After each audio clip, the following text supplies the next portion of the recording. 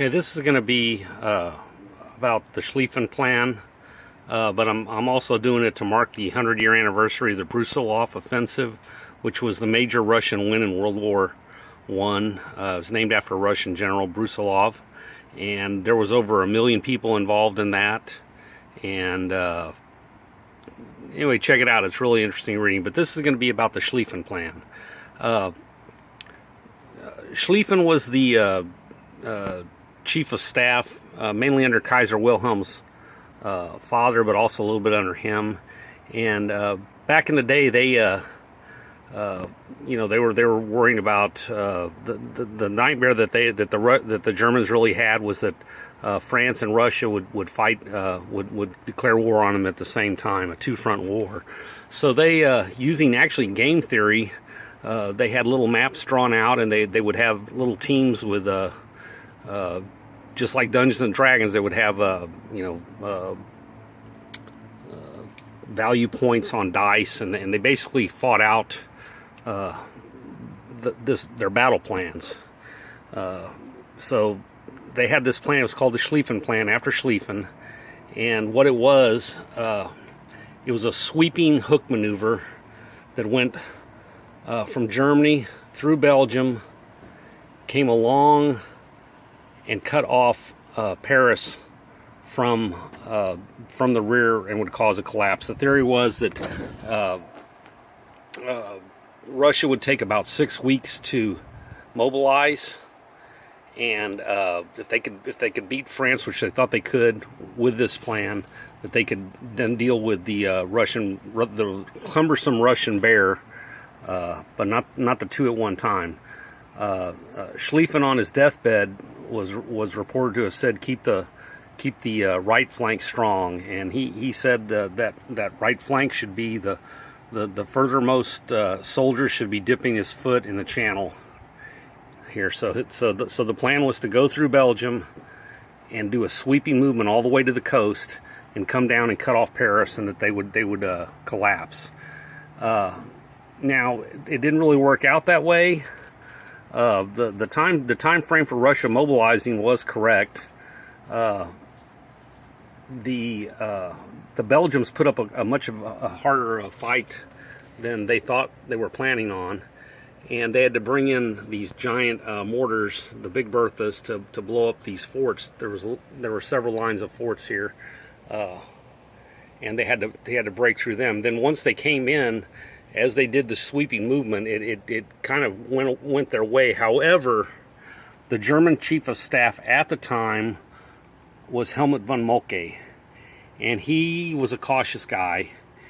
And what he did was, instead of following the sweeping movement, he diverted about 25% of the sweeping movement, which should have gone to remember, Alsace and Lorraine had fallen to the Germans during the Franco-Prussian War. So here's where and they correctly thought that the French would try to retake that and ignore that, but they thought they could absorb it with just fixed positions, and he made the mistake there, and it cost him. Now the French actually, when they tried to take Alsace and Lorraine back, they were actually doing pike charges with cavalry, and they got mowed down pretty easily. One of the very first aerial reconnaissance, the French knew basically about the Schlieffen Plan, but they thought it was going to be fully implemented. So there was a young officer that went into a plane and said, "No, that it isn't what you think." He goes, "There's holes in the plan," and the chief of staff was like, "Well, the French chief of staff was like, this is we're not gonna, that's all well and good, this airplane stuff, but we know what we're doing." And went up again and took pictures of it, and it finally it kind of bolstered the French position. But the sweeping movement, it got stalled in Belgium, but not stopped. It got stalled for a few days, but then the sweeping movement was supposed to flank Paris and cut it off, and it would have collapsed it. Like I said, the plan was take care of France first, and then deal with Russia. By the way, this is a historical map of the American Expeditionary Force. Here's a close-up of Paris at the time. I've got some of the combat division insignias over here. I'll go up and down it. Pretty interesting. And the British Expeditionary Force, the bad thing about the Parisians, they had red and blue uniforms, and especially the way that they wore them was actually the perfect way to sight in on somebody at a distance with a long rifle. The English wore basically a tan, muddy, it was almost like the color of mud, and plus the British Expeditionary Force was they could do a thing called rapid fire, where for like a 2-minute fire the other sides would always think that they had machine gun fire, but it was actually they trained to do rapid fire with their Enfields.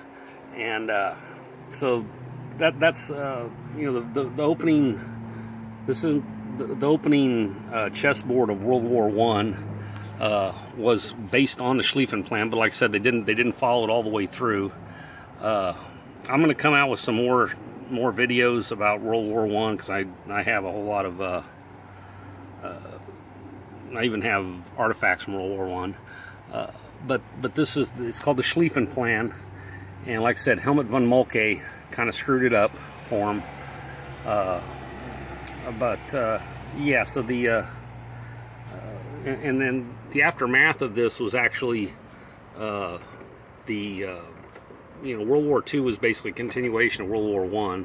So the French made the Maginot Line, and they ignored the Ardennes because they thought that nobody could get through the Ardennes, and they thought that the Germans were going to shoot through the same way they did last time.